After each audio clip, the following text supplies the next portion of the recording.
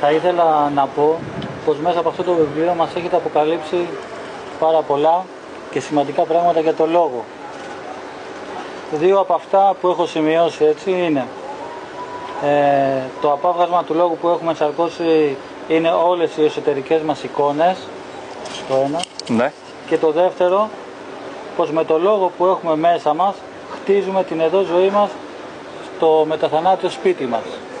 Με το λόγο που έχουμε μέσα μας. Ναι, και στο εδώ χρόνο της ζωής μας, ναι. Αφού η ποιότητά μας καθορίζεται από το λόγο. Τώρα θέλω να ρωτήσω, έτσι είχα και εγώ μια απορία από μικρός. Επειδή είχα παρατηρήσει περιπτώσεις που οι γονείς είναι πικρόχολοι, καταθλιπτικοί, τρομοκράτες και όμως τα παιδιά τους δεν εμποτίστηκαν από τα λόγια τους ή από το μαγνητισμό τους. Το ίδιο παρατηρούμε και αντίθετα, καλούς γονείς με λόγο Άγιο, αλλά παιδιά με λόγο και πράξεις διαβολικές.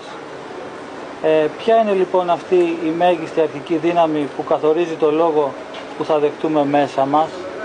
Μπορούμε να την ονομάσουμε? Και τέλος, μπορούμε να κατανοήσουμε για ποιο λόγο αυτή η δύναμη καθορίζει ξεχωριστά στον καθένα το λόγο που θα δεχτεί μέσα του? Ναι. Μέσα στην ερώτησή σου και σε αυτά που είπες έχουμε πλήθος πληροφοριών. Ο λόγος που ο άνθρωπος δέχεται, είτε θέλει είτε δεν θέλει, γίνεται ο χτίστης της υπάρξεώς του. Ο πρώτος δάσκαλος, ο πρώτος οδηγός,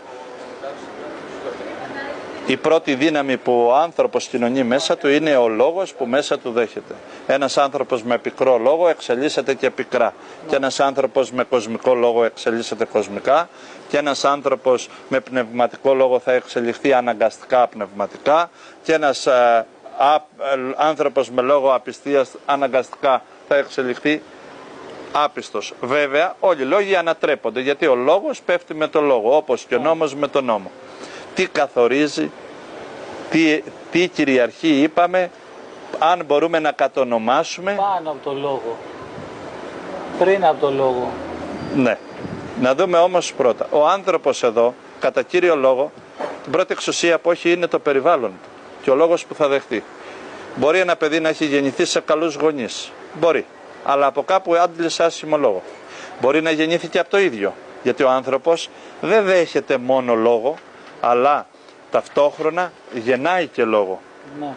Με αποτέλεσμα, ένα παιδί που μπορεί να έχει καλούς γονείς, από κάπου δέχτηκε άσχημο λόγο. Από κάπου έχει πηγές που κοινωνεί άσχημο λόγο και ζυμώνεται με αυτόν. Πάνω σε αυτό να ρωτήσω, να σας διακόψω. Τι είναι αυτό που έλκει στο παιδί αυτό να πάρει τον άσχημο λόγο? Ενώ έχει ακούσει και τον καλό, έχει ακούσει και τον άσχημο. Αυτό ρωτάω. Τι είναι αυτό που το έλκει? Ποια είναι αυτή? Είναι σπουδαίο αυτό που λες. Η δύναμη. Θα έπρεπε να πριν από το λόγο. Πριν από το λόγο.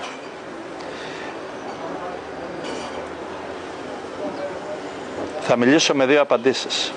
Μία για την αρνητική και μία για τη θετική πλευρά. Όλοι έχουμε μιλήσει για τον Αδάμ της πτώσης ή έχουμε ακούσει για τον Αδάμ του Ευαγγελίου ότι ο Αδάμ έπεσε και πολλοί λένε δεν ξέρω αν έπεσε ο Αδάμ. Συμφωνώ μαζί τους, αλλά ξέρω ότι έπεσα εγώ. Και εδώ συμφωνώ μαζί τους. Ναι. Δηλαδή κάπου έπεσε, κάπου το παιδί, κάτι μέσα το έσπρωξε να επιλέξει το άσχημο λόγο. Γενικά ο άνθρωπος πιο εύκολα ταυτίζεται με το κακό παρά με το καλό. Αν έχεις 100 παιδιά και ακούσουν μια άσχημη κουβέντα, από τα 100 τα πιο πολλά θα θυμούνται την άσχημη κουβέντα και όχι την καλή. Όμως από όλους είναι αποδεκτό ότι ο καλός λόγος δίνει ζωή σε όλα τα παιδιά, είτε είναι καλά είτε είναι άσχημα. Τι είναι αυτό που καθορίζει προτού το λόγο να δεχτεί? Είναι ο κρυφός λόγος που βρίσκεται στους γονείς. Είναι ο κρυφός λόγος που βρίσκεται στο περιβάλλον. Είναι και ο λόγος που έχει συλλάβει η ψυχή τη στιγμή της γέννησης και στο βίωμα της εγκυμοσύνης και στον τρόπο που το παιδί άνοιξε τα μάτια του. Είναι η έλλειψη της προσευχής των ανθρώπων για τον καινούριο άνθρωπο στην οικογένειά τους. Είναι πολλά. Και τι είναι τώρα από την άλλη πλευρά αυτό που καθορίζει κάποια να παίρνουν τον καλό λόγο? Ακριβώς το αντίθετα. Είναι οι καλοί μυστικοί λόγοι της υπάρξεως των γύρων του, των παιδιών του. Είναι η προσευχή που έχει προηγηθεί. Είναι μια εσωτερική κοινωνία της θεϊκής αγάπης. Γιατί, όπως είπαμε, ο άνθρωπος έχει δυνάμεις και είναι όν συνύπαρξης, αλλά πάνω και από τον άνθρωπο υπάρχει η μυστική αγάπη του Θεού που προνοεί υψηλότερα. Επομένως, κατά κύριο λόγο τα παιδιά δέχονται τον άσχημο πιο εύκολα λόγο. Γι' αυτό όλοι εμείς οι μεγαλύτεροι που οριμάσαμε, που κατανοήσαμε, θα πρέπει να γίνουμε δυνατές πηγές, ώστε και προτού τη γέννησή τους τα παιδιά να παίρνουν λόγο ιερό, λόγο υψηλό. Ερχόμενα εδώ να είναι δεδομένο, όπως όλοι πιστεύουμε, ότι ένα παιδί θα είναι λογικό, θα σκέφτεται, θα πηγαίνει καλά. Έτσι να ξέρουμε ότι θα εκφράσει τη θεϊκή αγάπη, όχι τη φυσική αγάπη απλά. Επομένως, πίσω από όλα αυτά κρύβονται οι λόγοι που ακόμα δεν αναγνωρίσουμε. Ναι.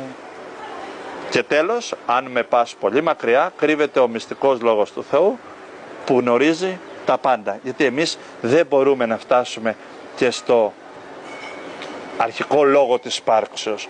Δαπανούμε τον εαυτό μας, μελετάμε τα πράγματα, οριμάζουμε προς την κατεύθυνση που επιλέξαμε, φτάνουμε πολύ ψηλά, αλλά δεν ξεχνάμε ποτέ ότι δεν γινόμαστε και Θεός. Ο ανθρώπινος λόγος κυριαρχεί στο θεϊκό λόγο της ψυχής μας, αλλά δεν νικάει το Θεό. Νικάει το θεϊκό άνθρωπο μέσα μας. Τον εκμηδενίζει. Μπορεί οι θεϊκοί λόγοι που φέρνει η ψυχή ενός παιδιού να χαθούνε. Να χαθούνε τελείως, να δαιμονοποιηθεί πια ο άνθρωπος. Όμως δεν νίκησε το Θεό, νίκησε μόνο εκείνο την εξουσία που έλαβε στην καρδιά του. Αυτό είναι.